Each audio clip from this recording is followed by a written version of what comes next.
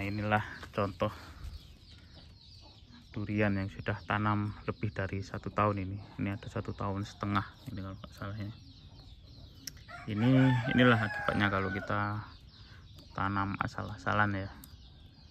Lihat, ternaungi pohon sukun. Nah, jadi dia dari segi cahaya matahari tidak dapat full, terus kemudian ya tidak saya siram ya, artinya mengandalkan musim hujan aja. Ketika musim kemarau ya cuman bertahan aja dia untuk hidup. Jadi segini-segini aja tumbuhnya. Terus juga waktu itu lubangnya juga kayaknya salah-salah juga, cuman sekedar gali terus dikasih tanah, nggak dikasih kompos juga.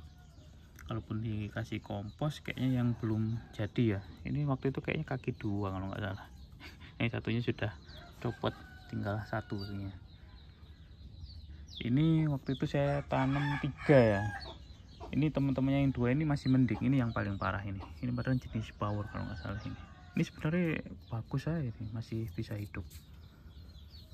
Ya, jadi kita cek yang lain ya. Itu di sebelah sana ya.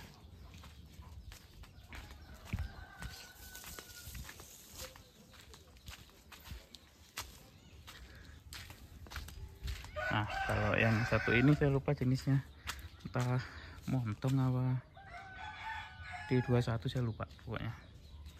Ini awalnya juga pertumbuhannya kurang bagus juga ya, tapi paling tidak lebih mending lah daripada yang power tadi ya. Karena ini saya ingat waktu itu di sini lubangnya itu masih besar ya, ukuran lubang. Saya suruh gali terus saya tak biarkan sebulan kalau nggak salah itu. Tapi kesalahannya tidak di sistem besut atau busut ya. Jadi ini khawatir saya di kemudian hari nanti keserang penyakit ya. Nah, kenapa dia masih pertumbuhan bagus? Ternyata pembuangan air itu lewat sini. Jadi kayaknya masih dapat air lah dari cucian piring gitu-gitu, masih lewat sini ya. Jadi beda dengan yang power tadi, itu sama sekali nggak ada penyiraman. Jadi di musim kemarau ya nggak nyiram sama sekali. Kalau di sini kan meskipun kemarau dia dapat air masihan, makanya pertumbuhannya masih bagus. Dan untuk lubangnya ini benar-benar tak buat lubang ya, lumayan dalam, mungkin sekitar 50, dimensi 50 ya, 50 kali 50 kali 50. Terus juga ya tetap sama kayaknya juga kompos meskipun belum jadi, tapi kekurangannya yaitu tidak sistem besut ya. Terus juga ya tetap meskipun ini tempat lewatnya air ya, tak rasa memang pas awal-awal masih belum menjangkau ke sana lah akarnya, tapi untuk sekarang kayaknya ya sudah. Jadi pas awal pertumbuhan ya tetap durian butuh air yang banyak ya gitu. Ini sudah lumayan tak rawat, kemarin ini juga tak potong karena pertumbuhan cabang utamanya itu ada 2 ini ya. Sama tingginya, makanya tak potong. Terus ini juga biar nggak terlalu tumbuh ke samping tak potong juga, terus tak kasih cakak seperti ini ya untuk membantu pembentukan cabang utama ya, untuk tetap ke atas. Ini juga sebenarnya sudah ternaungi juga ini sama jambu Jamaika ini ya. Nih, buah ini harusnya dipangkas ini biar cahayanya dapat full juga.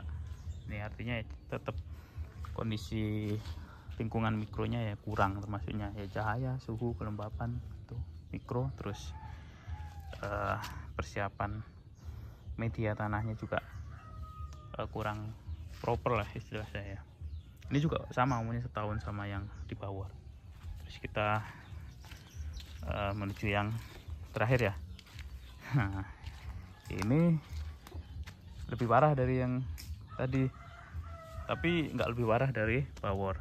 Ini kaki 3, jadi nggak ngaruh ya mau kaki 3, kaki 2, kaki 5, 10. Ini waduh, hampir patah nih kayaknya, kesenggol ayam kayaknya ini. Ini kemarin juga nyabang 2 terus tak potong. Ini harusnya dikasih penyangga ya kayak gini ya, masih lagi males mau nyari penyangga apa. Ini kurang tahu juga saya jenisnya apa, lupa. Ini juga ya sama, pertumbuhannya terhambat ya, atau istilah ilmiahnya itu stagnan. Lama stagnannya, ini udah mulai agak pulih lagi. Sebelumnya lebih parah lah ketiga sama ini. Sekarang udah mendingan, karena sebelumnya tetap ini ternaungi. Ini ada pohon pisang kan ini sebelumnya, cahayanya kurang dapatnya, itu pisang. Terus juga airnya ya tetap kurang dapat asupan air.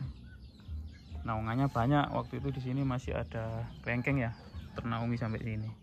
Jadi cahaya dari sebelah timur ya, ketika pagi baru siang sampai jam 10-11 tak cek tuh baru bisa menyinari ini, karena terhalang oleh kelengkeng. Itu tidak baik ya bagi pertumbuhan ya.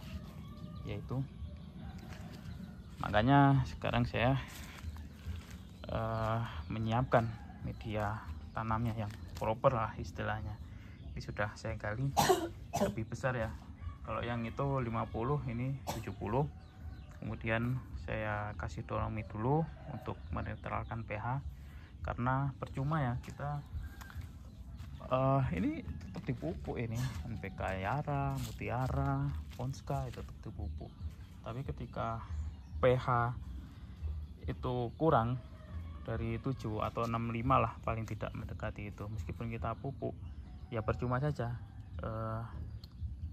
Di tanah yang asam ataupun pH-nya tidak mendekati netral, itu unsur hara makro maupun mikro itu tidak bisa diserap oleh tanaman ya. Jadi bisanya diserap ya dengan tanah yang pH-nya netral gitu. Jadi meskipun tersedia percuma, tidak bisa diserap oleh tanaman, karena ya ada pembatas itu di tanah asam. Karena kemarin juga sudah saya jelaskan ya, tanah asam itu dicirikan oleh ya ini kayak kan besi sama aluminium ya, jadi menghambat penyerapan unsur hara lainnya. Itu sudah saya kasih dolomit sekitar beberapa hari, jadi sudah mulai meresap ke pori-pori tanah ya, untuk memperbaiki tanah yang sudah asam ya.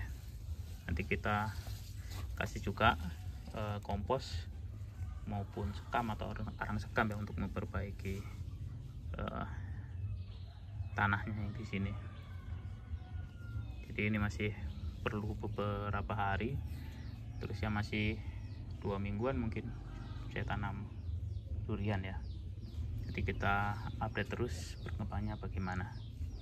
Sekian, terima kasih, semoga bermanfaat.